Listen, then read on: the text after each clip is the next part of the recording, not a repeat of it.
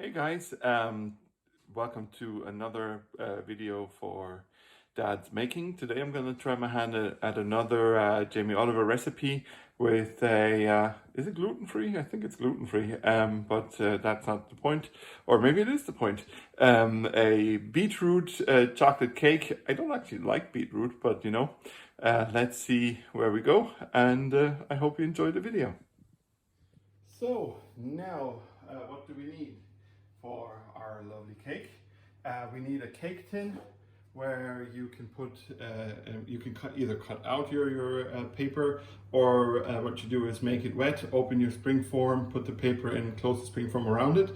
Then you use a bit of olive oil or vegetable oil to grease your inside of your tin, and for the edges then you flour it, dust it lightly with flour, and you preheat your oven at 180. So then you're gonna need 300 grams of dark quality or good quality dark chocolate. At the moment already I'm melting 200 grams of it. The rest will then be later melted for decoration. You need 200 grams or 250 grams of raw beetroot. We have that here. We actually have more than that here. Then 150 grams of sugar. If you have golden caster sugar, use that. 120 grams of almonds, a teaspoon of baking powder, and some good quality chocolate powder. I'm going to use Hershey syrup, and I'm also going to add some cocoa nibs or cacao nibs to enhance the flavor a little bit. So let's start peeling our beetroot, or let's start chopping our beetroot while I quickly turn around and stir the chocolate a little bit. And with my hand, be careful when you stir the chocolate. The vapor will be really hot, so do be careful. To keep the rest of the beetroot, I'm just going to use a cup right now because I can't find a proper bowl. So let's open our bowl or our pack here. So this is a 500 gram pack of beetroot. So we're going to take 1 and 2, and the rest we're going to place over here into our cup. Or if it stays in there, I'll just place it over here and leave it. So, great. Okay. And check on our chocolate, which is just about to be melted. So, whew.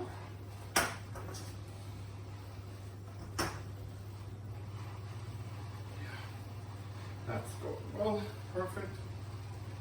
So, just about to be done. Okay, perfect. Then I can turn it off. And now we'll chop down our beetroot.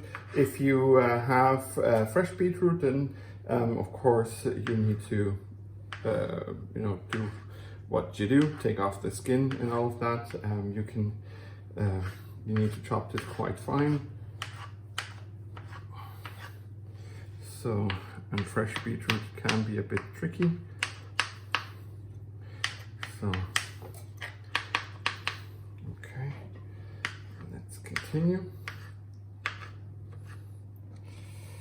Your fingers will be red, so if you plan a little bit better ahead than me, then you won't be wearing something white, because my t-shirt's white, and I hope it will stay white even once I'm done with this. So that's number 1. So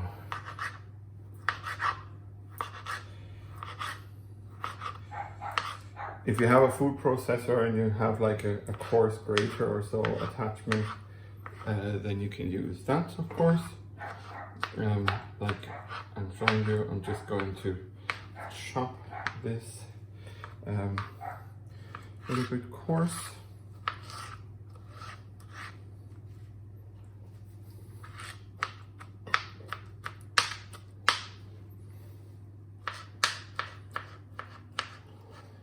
Just make sure that there are no huge big chunks left of beetroot, because we don't necessarily need this to add texture, but we just want the flavor of it. And seeing that this is a flourless cake, you know, we'll also make sure that, or we're also watching our gluten. So, okay, that should be fine. Now let me quickly clean my hands so that we're fine there too.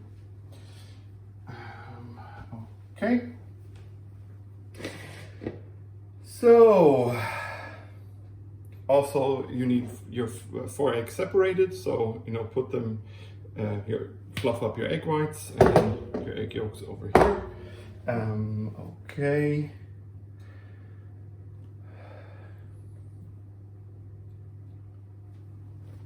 So now let's get our beetroot into our mixing bowl.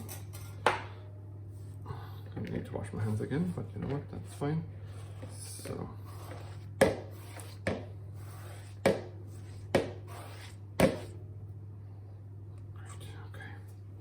perfect. Oh, there's a tiny bit here.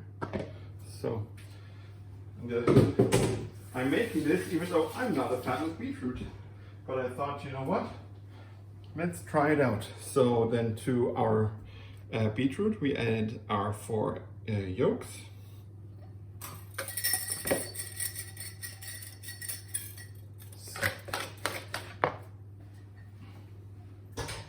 So let's give this a quick stir.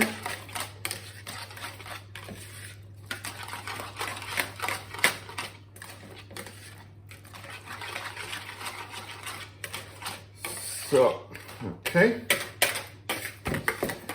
Seeing that I don't have golden caster sugar, but I also wanted to not just use plain sugar. I'm going to use 150 grams of dark brown sugar because I think this will add a nice flavor to it. Let's just get rid of the packaging here.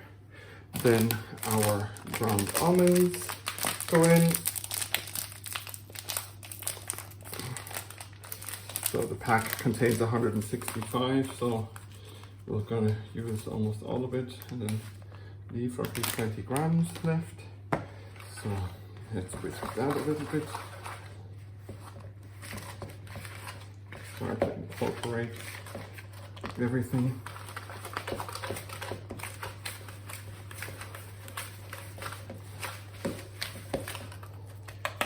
So then our baking powder. I have roughly a little bit more than a teaspoon in here, maybe.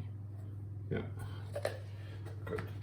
So the cocoa powder, normally you're going to use a tablespoon of good quality cocoa powder, and I'm going to use just a good squirt of Hershey's, and then 50 grams of my cocoa nibs. They're going to add another bit of texture and flavor to it. So.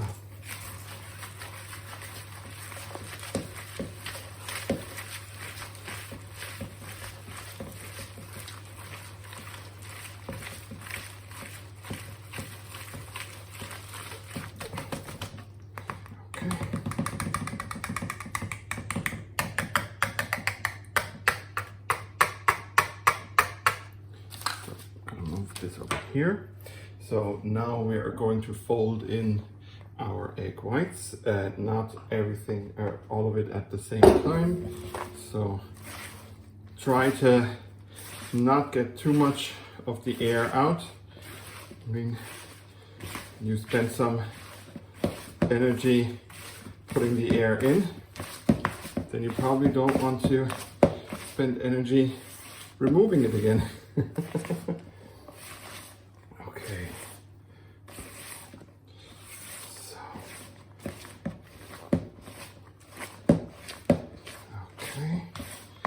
Perfect. Then we're gonna get out the rest of it.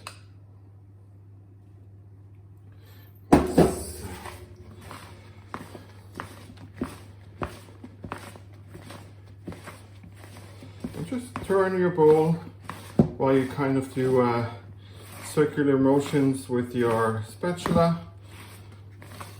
Oh, sorry, I'll move back into center frame.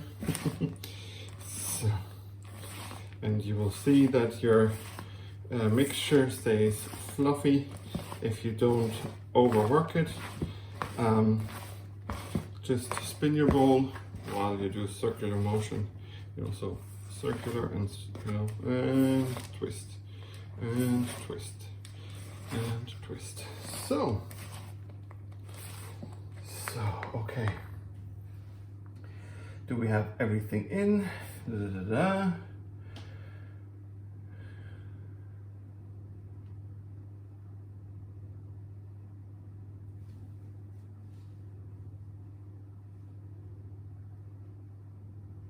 One sec, okay.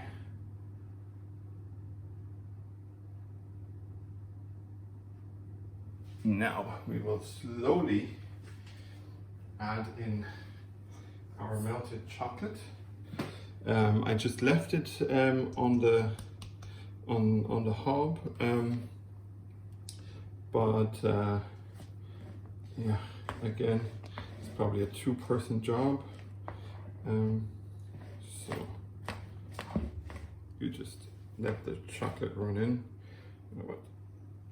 If you're fast, then you can do it all in one go.